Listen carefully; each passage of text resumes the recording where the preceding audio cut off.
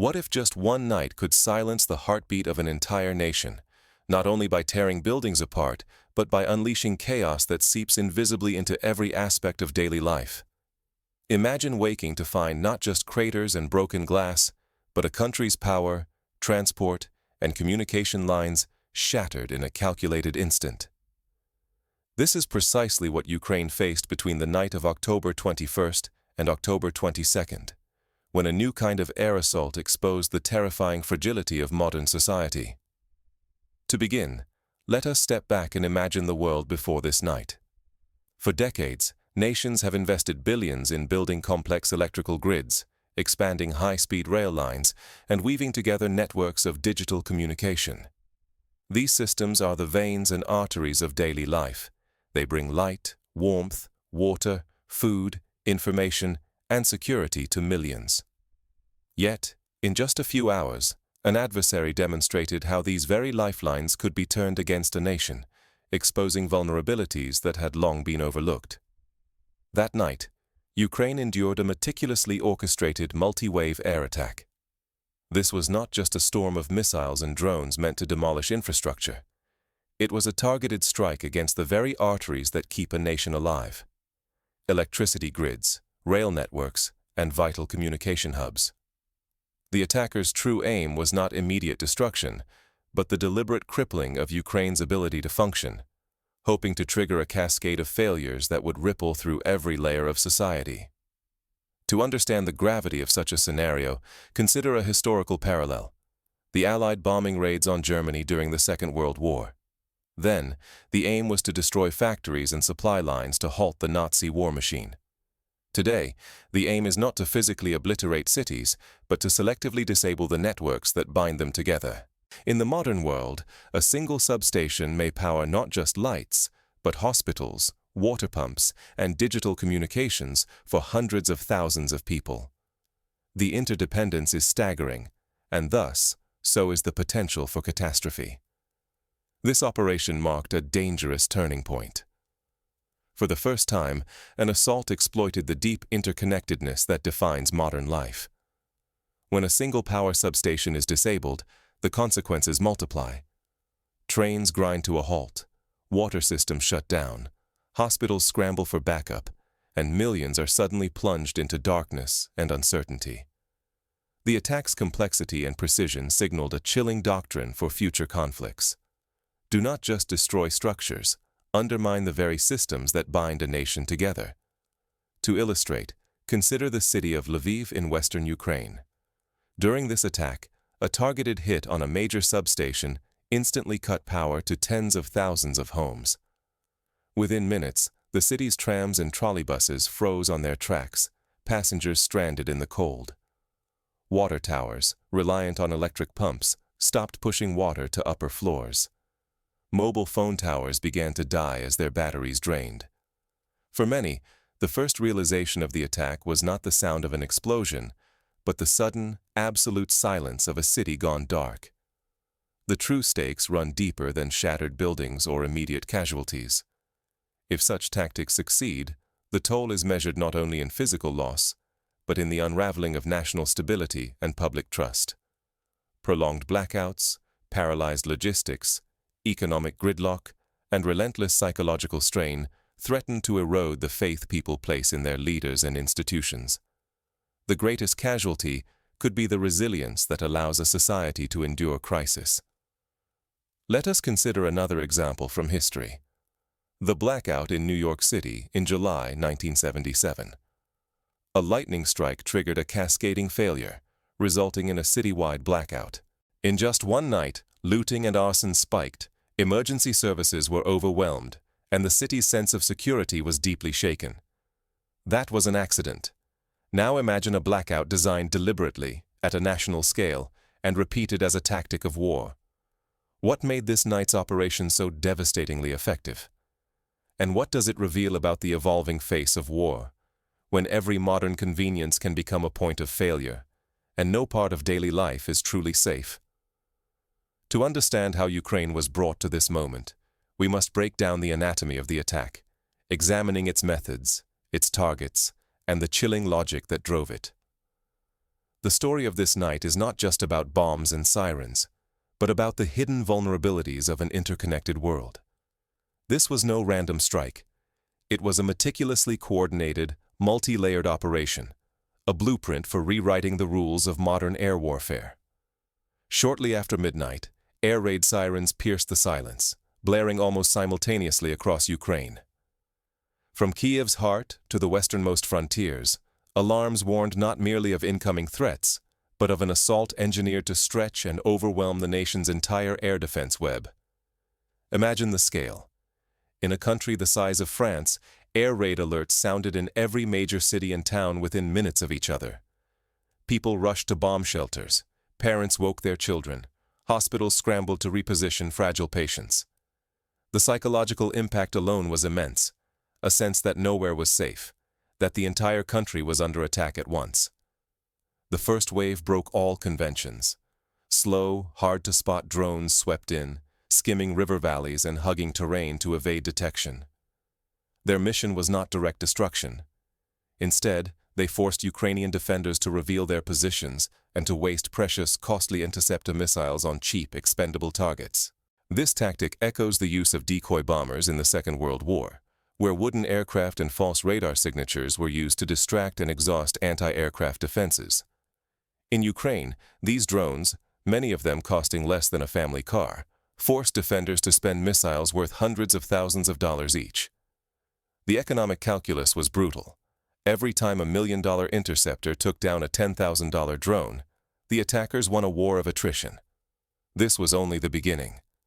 As air defense crews scrambled and their resources dwindled, a second, far deadlier wave surged forward. Cruise missiles, launched from distant bombers, and ballistic missiles, fired from multiple locations, converged on Ukrainian airspace. They arrived from several directions, at varying altitudes and speeds, weaving a complex, layered assault that would overwhelm even the most advanced defenses. The complexity echoes the star raid tactics used in modern military doctrine, where multiple vectors of attack are designed to confuse and saturate defenders. Picture this: radar operators tracking dozens of incoming objects, trying to prioritize which ones are decoys and which carry lethal warheads. Every second counts. Every mistake is costly. But the sophistication ran deeper still. The selection of targets was chillingly precise. Key energy sites, towering residential blocks, and sprawling industrial parks all came under fire. Each strike had a purpose: to cripple the power grid, to panic dense urban populations, to disrupt vital supply chains. For example, the targeted destruction of a transformer station outside Kharkiv led to a cascading failure across the city's eastern districts. The local hospital, which had already been running low on diesel for its generators, was forced to triage patients more aggressively. Dialysis machines slowed down, surgeries were postponed, and some critical care units went dark. In the industrial park nearby, food processing plants halted mid-shift, threatening spoilage of thousands of tons of perishables. The operation was both physical and psychological. By striking Kiev and other major cities, the message was unmistakable. Nowhere, not even the political core, could claim safety.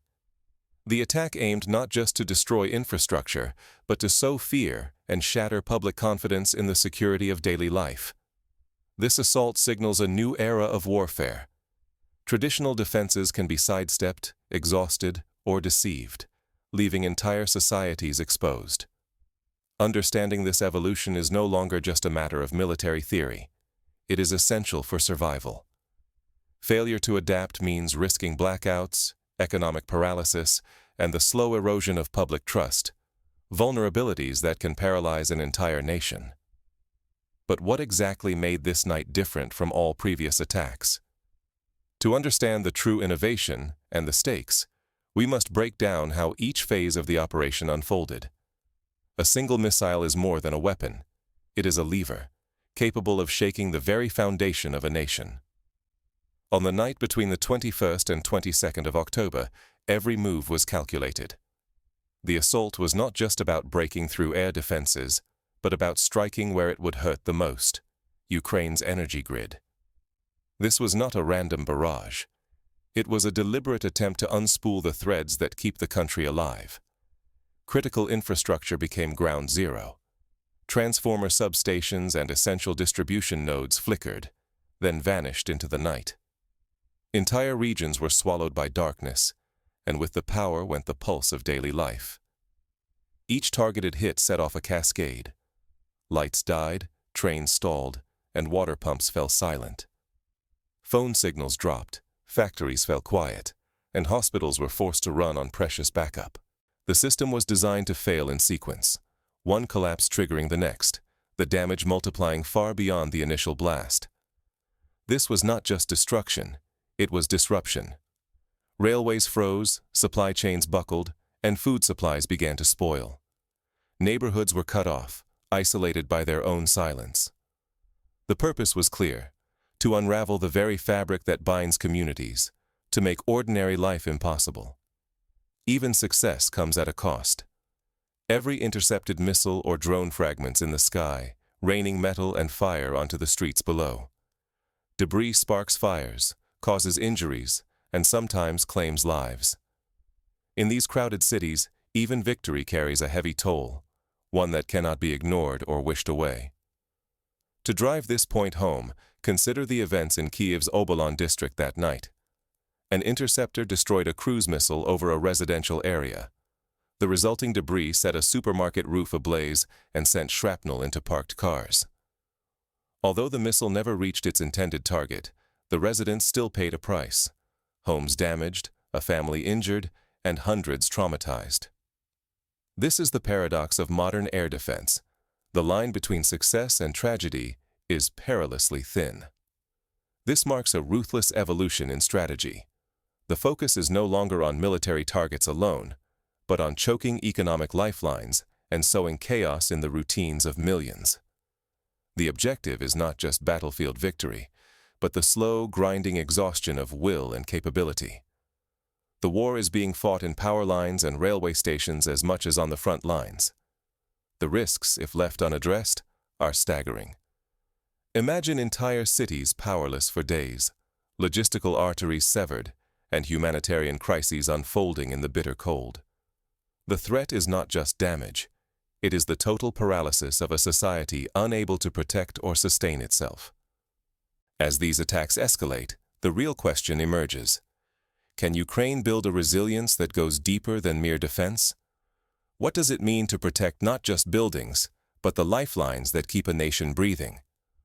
True resilience must reach into every system, every connection, and every community. The night's events forced Ukraine to rethink not only its defenses, but its entire approach to survival. In the aftermath, leaders and citizens alike faced a daunting new reality. Adaptation was no longer optional. This was never a handful of isolated strikes. It is a chilling glimpse of a new total war, one that targets not just armies or buildings, but the hidden lifelines that keep a nation breathing. The late October attacks stripped away any illusion. Even the most sophisticated layered air defenses cannot offer complete protection. No matter how many interceptors are fired, or how skilled the crews, some missiles and drones always slip through. The system is designed to survive impacts, not avoid them entirely. Consider the example of the United Kingdom during the Blitz in the 1940s. Despite thousands of anti-aircraft guns and fighters, German bombers regularly penetrated defenses, devastating London and other cities.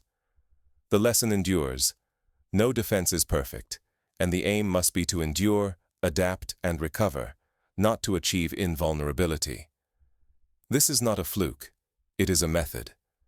These relentless, infrastructure-focused raids are engineered to become routine, each one aimed at grinding down a country's ability to sustain itself. The goal is not a single blackout, but a slow, constant pressure meant to break national resilience over weeks and months. Ukraine's electricity grid is now the world's case study in vulnerability. The transformers and other vital components that keep the lights on are not just costly, they are scarce and painfully slow to replace. Every destroyed unit sets back recovery by weeks, sometimes months. As the barrages continue, each loss leaves the country less ready for winter, when electricity becomes a question of survival rather than comfort. It is worth noting that large power transformers are not available off the shelf. Manufacturing one may take 6 to 12 months, even in peacetime. Transportation requires special rail cars, heavy lift cranes, and security escorts. During ongoing hostilities, these logistical challenges multiply, highlighting the strategic value of each substation and the long-term impact of every loss. But the ripples extend far beyond the grid. Emergency budgets are drained faster than new funds can arrive.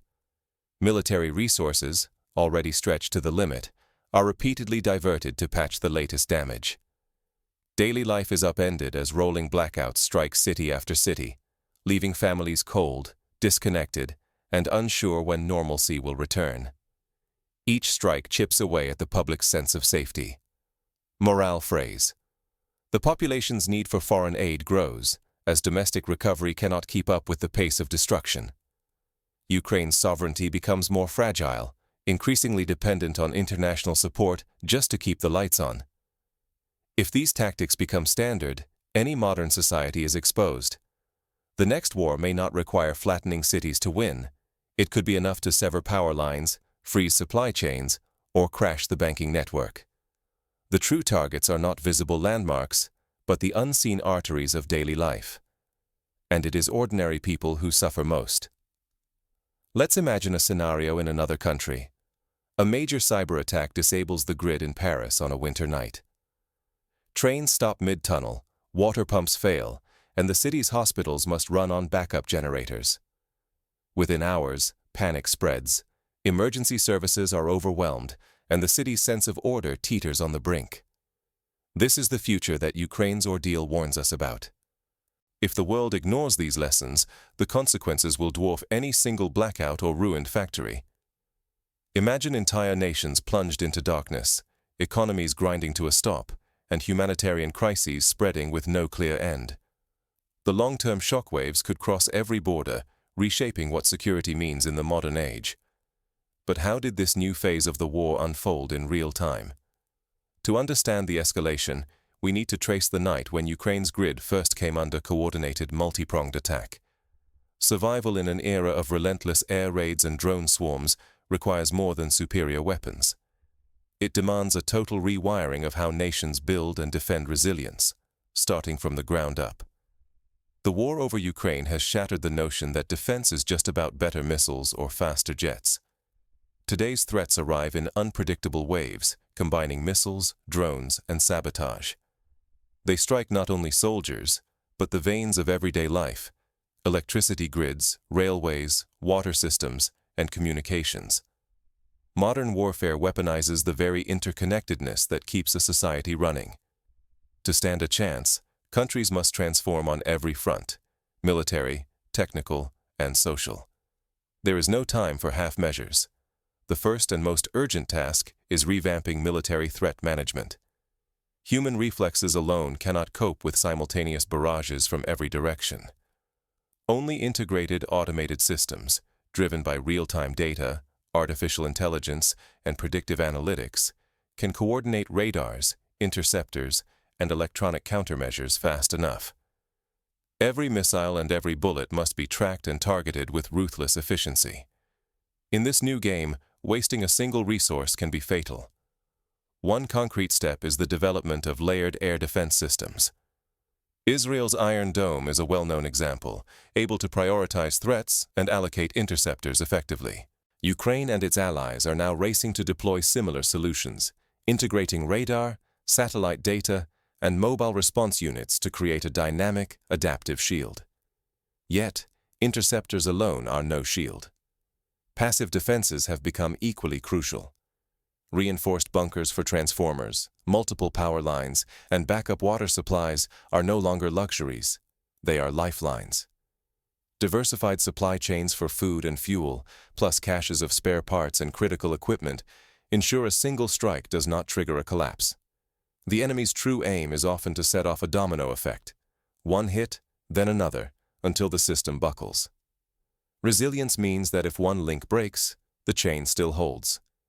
For instance, after repeated attacks on energy infrastructure, Ukrainian engineers began constructing protective concrete walls around substations and relocating some equipment underground.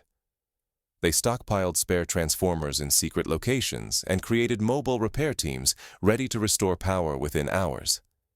These measures, though costly, have already saved thousands from extended blackouts.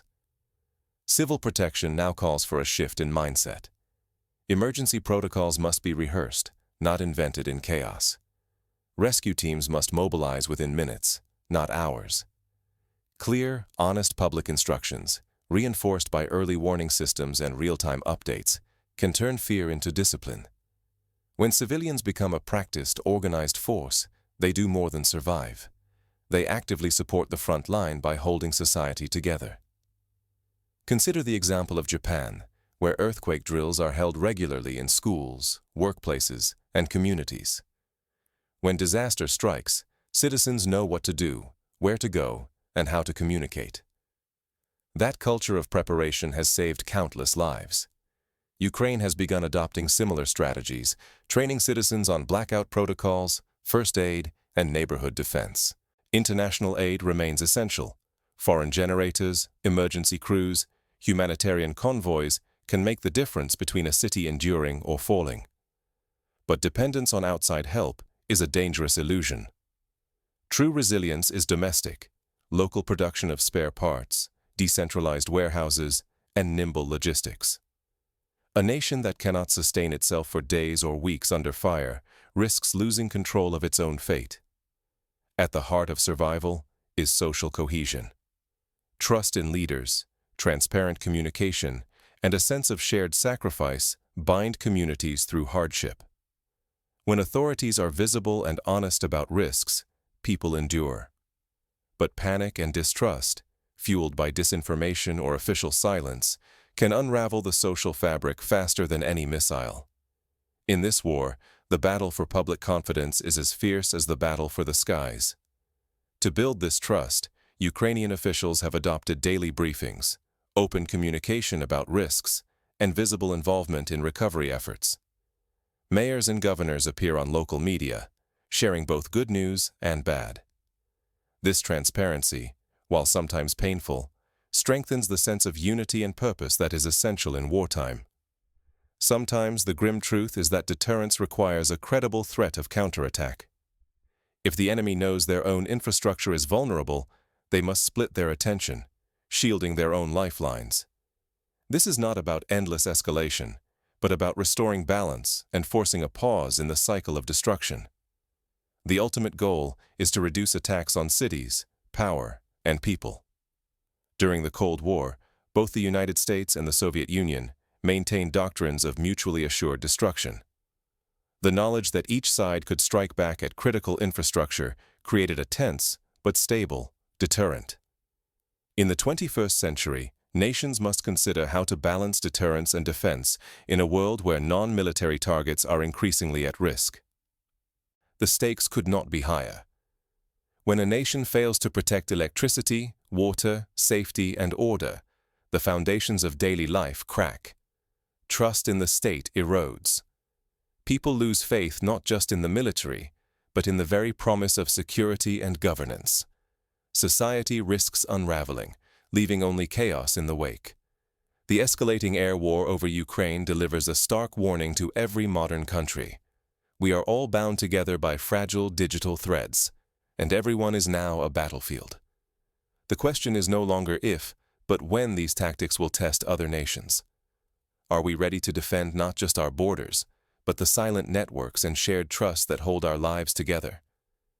But how exactly did the night between the 21st and 22nd of October unfold? And what does it reveal about the future of this conflict? The answers lie in the tactics, the technology, and the human stories woven into every strike. Let us walk through that fateful night in detail, to grasp the anatomy of this new air war. At exactly 12:20 a.m., air raid sirens began wailing in the city of Dnipro, soon followed by alerts across Poltava, Vinnytsia, and Lviv. Satellite imagery later showed plumes of smoke rising from multiple energy facilities. Witnesses described a sky lit with the red and orange flashes of anti-aircraft fire, punctuated by the roar of engines and the distant thud of explosions. The first wave, as described earlier, consisted mainly of drones, Gerin 2 models, known for their long range and ability to fly low over rivers and fields. Residents of Kherson heard the unmistakable buzzing of engines, then saw flashes as Ukrainian forces opened fire. In the confusion, many mistook the drones for helicopters or even birds, highlighting how unconventional threats upend traditional expectations. As defenders responded, the second wave arrived. Cruise missiles, launched from bombers over the Caspian Sea, raced toward targets at speeds exceeding 500 miles per hour. Ballistic missiles, launched from land-based platforms, followed steep, unpredictable arcs. In Zaporizhzhia, a missile struck a transformer yard, sending a fireball hundreds of feet into the air. Within minutes, the entire district lost power. Emergency services rushed to the scene. Firefighters battled blazes, while police secured perimeters and medical teams triaged the wounded. In some towns, volunteer groups sprang into action, delivering blankets and hot drinks to those left in the cold. Railway workers labored through the night to clear tracks and restore signals, knowing that even a brief delay could cascade into days of disruption. Amid the chaos, stories of resilience emerged. In Kyiv, subway operators kept tunnels open as bomb shelters, guiding thousands of residents to safety. Doctors performed surgeries by flashlight. Teachers organized children into safe rooms, using games and songs to keep spirits up. These acts, small and large, formed a quiet but powerful resistance against the attempt to paralyze the nation. When a single strike can plunge a city into darkness and shatter its sense of safety, business as usual becomes a risk few can afford. This night was not just another clash. It was a message fired at the heart of modern society's illusions. The meticulously synchronized assault exposed a brutal truth. Even our simplest daily certainties, steady power, open roads, a sense of order, can become battlegrounds. No city, however distant from the front, is shielded from the ripple effects when these foundations fail.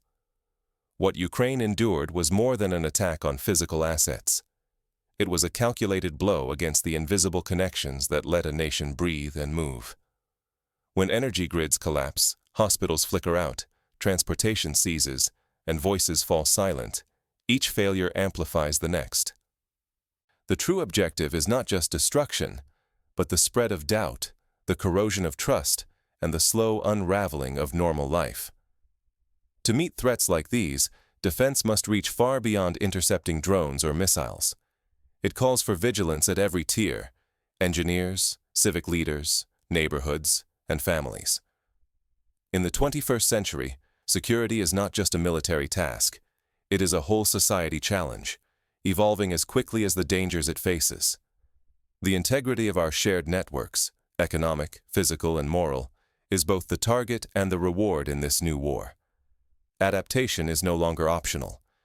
We need clear eyes, not easy reassurances. Are our energy grids robust enough? Can our cities coordinate under chaos? What remains of trust when the lights vanish? Complacency is a luxury that history punishes. The real toll of underestimating systemic assaults is not measured only in lost power or damaged structures. It is counted in shaken faith, disrupted routines, and the gradual fraying of what binds us. In peace and in conflict, the ultimate struggle is for the durability and unity of our essential systems. This is not Ukraine's burden alone. It is a warning to the world. The future will judge not just who wins on the battlefield, but who learns to defend the invisible threads that let modern life endure. So as we look ahead, Ukraine's ordeal stands as both a tragedy and a lesson. The question debt is real. How can any nation, any community, prepare for nights like these, when the world as we know it hangs by a thread? The answer lies not in fear, but in action. By strengthening our networks, rehearsing our responses, and investing in trust and resilience at every level, we can face the darkness, and together spark the light of hope that no enemy can extinguish.